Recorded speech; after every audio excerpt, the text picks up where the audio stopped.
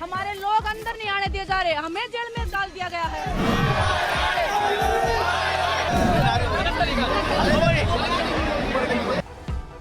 क्या था जीत का कारण? खिलाड़ियों का साथ या सहानुभूति?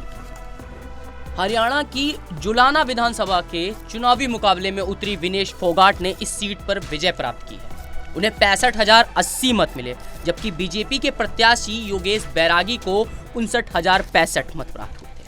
इस प्रकार विनेश फोगाट ने 6,015 मतों से अंतर से जीत हासिल की है। कुश्ती के क्षेत्र में अपनी पहचान बनाने के बाद विनेश फोगाट ने ये पहली बार चुनावी राजनीति में कदम रखा और बीजेपी को एक महत्वपूर्ण हार का सामना कराया। पेरिस ओलंपिक में अपनी कुश्ती करियर का निराशाजनक अंत के बाद विनेश ने साहसिक निर्णय लेते हुए राजनीति में प्रवेश किया। उन्होंने कांग्रेस पार्टी से सदस्यता ली, जिसने उन्हें जुलाना विधानसभा सीट से उम्मीदवार बनाया। जुलाना की जनता ने विनेश के कुश्ती छोड़ने और राजनीति में नए भूमिका निभाने की उनकी इच्छा का सम्मान किया। कुश्ती के क्षेत्र में अपनी उपलब्धियों के लिए प्रसिद्धि प्राप्त करने के बाद विनेश ने न केवल खेल जगत में मान सम्मान अर्जित किया, बल्कि उन्होंने सब्सटेंशियल धन भी कमाया है।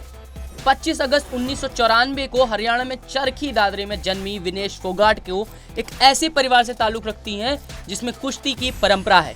उनके पिता राजपाल फोगाट और उनकी चचेरी बहनें गीता और बबीता फोगाट, जिन्हें आजकल सभी जानते हैं, सभी ने पहलवानी में अपनी पहचान बनाई। गीता और बबीता का तो आमिर खान का फिल्म दंगल ने व्यापक पहचान दिलाई। हालांकि विनेश ने भी अपनी मेहनत में कोई कमी नहीं छोड़ी और राष्ट्रीय स्तर से लेकर अंतर्राष्ट्रीय स्तर तक एक उत्कृष्ट पहलवान के रूप में उभरी हैं। विनेश ने कुश्ती के क्षेत्र में जो उपलब्धियां प्राप्त की हैं, वो किसी अन्य भारतीय महिला पहलवान के लिए संभव नहीं हो पाई। उन्होंने कॉमनवेल्थ गेम में स्वर्ण पदक जीतने की हैट्रिक बनाई है, जिसमें 2014, 2018, 2022 के खेल शामिल हैं। 2018 के एशियाई खेलों में उन्होंने स्वर्ण पदक जीता और 2014 में कांस्य पदक हासिल किया। विनेश ने 2019 और 2022 में विश्व कुश्ती चैंपियनशिप में कांस्य पदक प्राप्त किया। इसके अतिरिक्त उन्होंने एशियाई चैंपियनशिप में लगातार उत्कृष्ट प्रदर्शन किया है और अपने करियर में अनेक पदक जीते। 2024 के पेरिस ओलंपिक में 50 किलोग्राम फ्रीस्टाइल कुश्ती के फाइनल में पहुंचना उनके करियर का एक महत्वपूर्ण उपलब्धि थी, लेकिन फाइनल मैच के पहले डिस्क्वालीफाई होना उनके लिए एक बड़ा झटका था।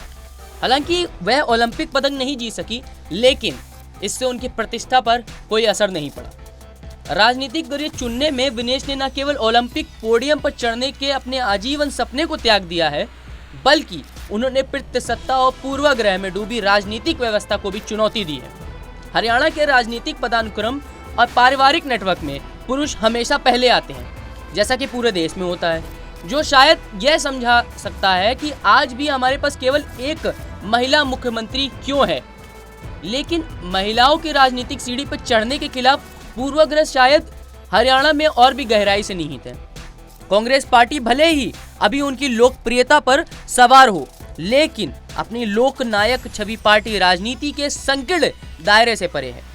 हाल के वर्षों में हरियाणा का गौरव उसके राजनीतिक व्यक्तित्व नहीं, बल्कि उसके खेल के प्रतीक रहे हैं। अगर विनेश जुलाना से पहली महिला विधायक बनती हैं, तो यह दूसरों को बाधाओं को तोड़ने और भविष्य के लिए खुद को रोल मॉडल के रूप में स्थापित करने के लिए प्रेरित और प्रोत्साहित कर सकती है। सवाल अभी भी वही, खिलाड़ियों का साथ या सहानुभूति? इसका जवाब मैं जनता पर छोड़ता हूँ। ऐसे ही देश दुनिया की तमाम खबरों के लिए देखते रहें पंजाब केसरी।